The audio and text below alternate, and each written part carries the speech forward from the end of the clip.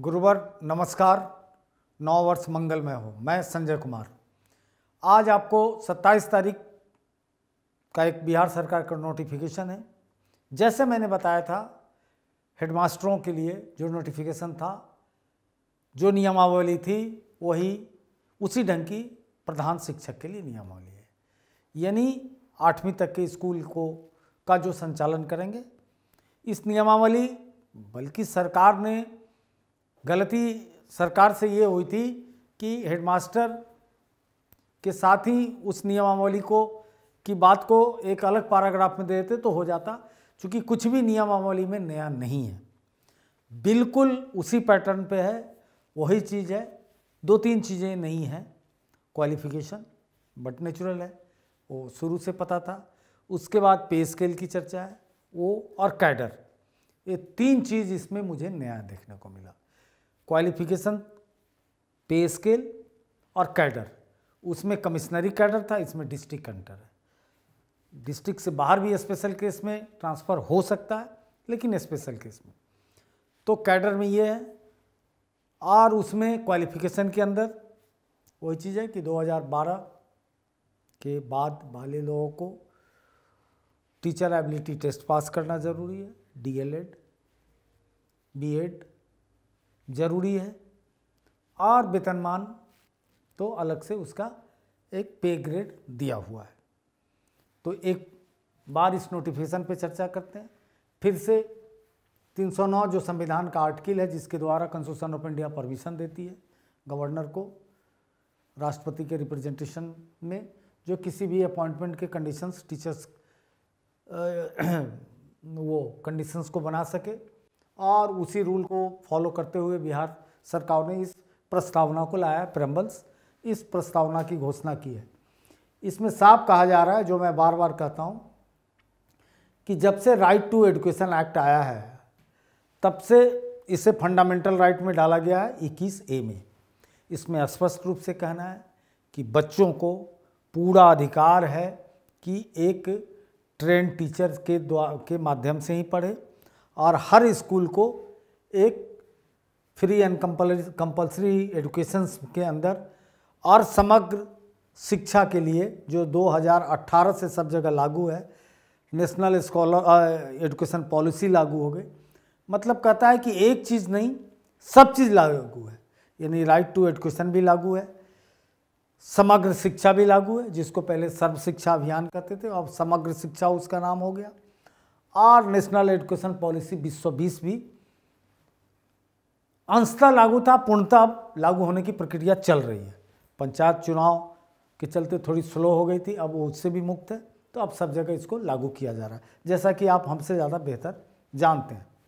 तो क्लियर करता है, it will also provided the opportunity for appointment as a head teachers to the working teachers of panchayat primary teachers and urban primary teachers under the Panchayati Raj institution in the state on a school.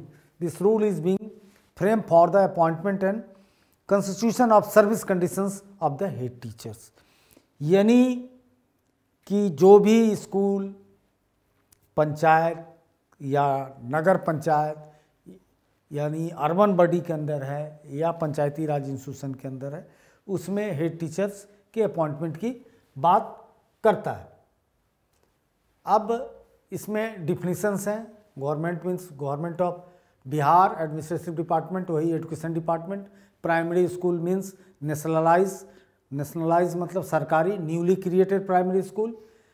और जहाँ present में 5वीं तक की पढ़ाई होती है, middle school में फिर वहाँ जहाँ 8वीं तक की पढ़ाई होती है, एलिमेंट्री स्कूल मतलब नेशनलाइज मिडिल स्कूल, ग्राम पंचायत, पंचायत समिति, urban bodies, appointment authority, cadre में क्लियर है, means cadre of head teachers at the district level under these rules.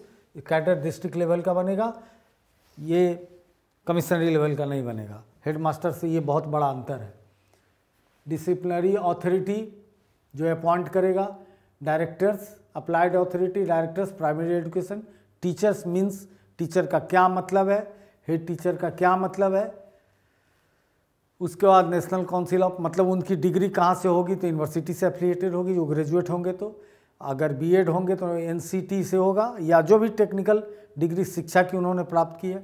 Teacher training degree का क्या मतलब है, तो DElEd, BT, BEd, BEd, BSc BEd, BElEd obtain from the recognise institution of the central government या state government जिसको recognise करती है। यही national council for teaching education 1993 के आधार पे उन सबको मौका मिलेगा। कमीशन का मतलब बिहार पब्लिक सर्विस कमीशन, जो इनको अपॉइंट करने जा रही है, जो इनके लिए सारे प्रावधान कर रही है। कंस्टिट्यूशन ऑफ कैडर क्या होगा, the cadre of head teacher of primary school under the control of education department is being constituted, this cadre will be district level. ये कैडर का जो कंस्टिट्यूशन होगा, प्राइमरी स्कूल टीचर्स का एक अलग cadre बनेगा और ये कैडर डिस्ट्रिक्ट लेवल का होगा। बड़ा क्लियर है।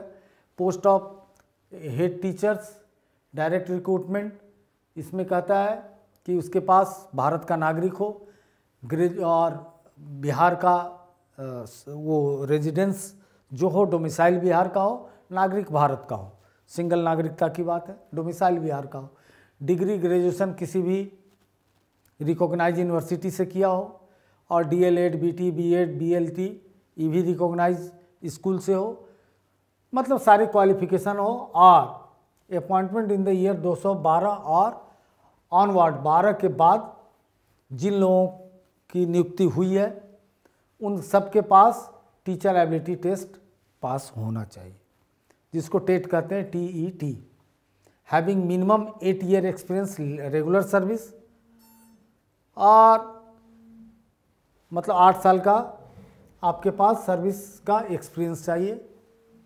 रिजर्वेशन जैसे भारत सरकार के, बिहार सरकार के रूल हैं उस हिसाब से कहीं भी जिस नौकरी में रिजर्वेशन का प्रावधान है उसी प्रावधान से यहाँ भी रिजर्वेशन होगा।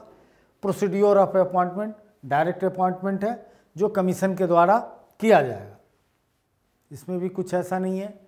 वेरिफिकेशन आपके सर्टिफिकेट का होगा, अगर गलत पाया गया तो वही बिहार रिकवरी एक्ट 1914 जो पूरा पढ़ा चुका हूँ उसके हिसाब से आपको दंडित किया जाएगा। प्रोबेशन पीरियड, जैसे ही आप बीपीएससी आपका रिजल्ट देगा, आपका रिक्रूटमेंट हो जाता है, उसके बाद आपका 2 साल का प्रोबेशन पीरियड चलता है, और उस प्रोबेशन पीरियड के बाद भी एक एग्ज़ाम होगा। उस एग्ज़ाम में अगर किसी कारण से पास नहीं करते हैं 1 साल का और समय दिया जाएगा, अगर नहीं करते हैं तो आप टर्मिनेट माने जाते हैं, कोई मर्सी नहीं होगी।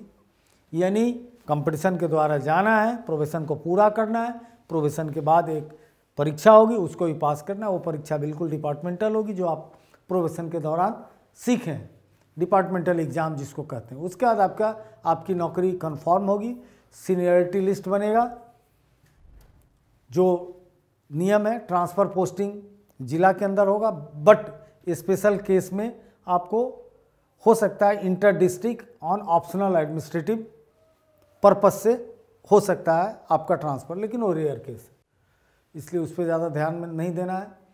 सर्विस कंडीशंस वही होगा, shall be determine the state government which shall be reversible from the time to time light of the pay revision commission, सब कुछ वही होगा। अपॉइंटमेंट ऑन कंपेंसेशन ग्राउंड, अगर किसी टीचर की हादसा हो जाती है नौकरी के काल में तो एक आदमी को नौकरी मिलेगी जो उन पर निर्भर है, उसका जो कंपनसेशन बिहार का रूल है, कुछ भी नया नहीं है। कोड ऑफ कंडक्ट जिसको मैंने कहा था कि क्यों ना इसको सिलेबस बना दिया जाए, कोड ऑफ कंडक्ट में वही है कि आपको नैतिक रहना है, नशाखोरी से बचना है, समाज सुधार के लिए काम करना है, लोगों को बाल श्रम बताना है, बाल मजदूरी बताना है, लोगों के बीच आपको एक नैतिकता का मैसेज देना है जो एक टीचर का धर्म है। उसके बाद सोशल वेलफेयर के लिए जैसे डाउरी सिस्टम और डाउरी नहीं होना चाहिए, राइट टू एजुकेशन एक्ट के बारे में बताना है, फिर फ्री एंड कंपलसरी एजुकेशन के बारे में वही राइट टू एजुकेशन बताना है। गवर्नमेंट ऑफ बिहार के का जो कंडक्ट रूल है उसके हिसाब से आपको चलना है, आपको पूरी अपनी नैतिकता का ख्याल रखना है।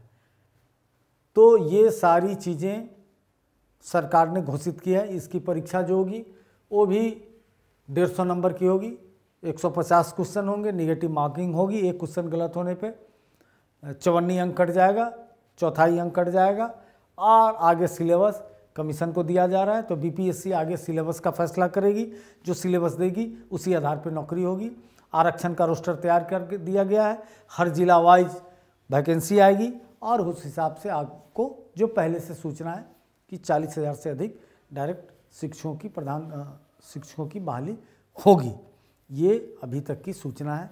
आगे हमारे वेबसाइट से और हमारे यूट्यूब चैनल से जुड़े रहें, जो भी सूचना चाहें प्राप्त करें। दूसरी मज़ेदार बात बता दूं कि क्लासेस चालू हैं और अभी 14 जनवरी तक मात्र ₹1.99 पे क्लास हो रहा है। क्लास 240 घंटे का है, जिसमें से 160 घंटा केवल टीचिंग के लिए रखा गया है और 80 घंटे बाद के क्वेश्चन आंसर सेशन और तमाम चीज़ों के लिए। 300 से 400 पृष्ठों का आपको स्टडी मटेरियल भी मिलेगा। तो तमाम ढंग की सुविधा है।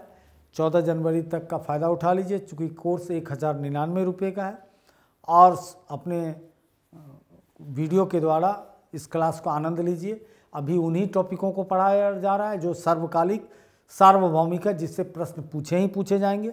अभी जो भी क्लास गुजरा है वो शिक्षा का इतिहास प्राचीन काल से लेकर और अभी तक के इतिहास पर प्रकाश डाला जा रहा है। मुझे आशा है कि अभी आपको क्लास अच्छा लगेगा, इसलिए अधिक से अधिक संख्या में लोगों को बताइए और इसको ज्वाइन करें। फिर से 9 वर्ष की ढेर शुभकामनाएं। जय हिंद, जय भारत।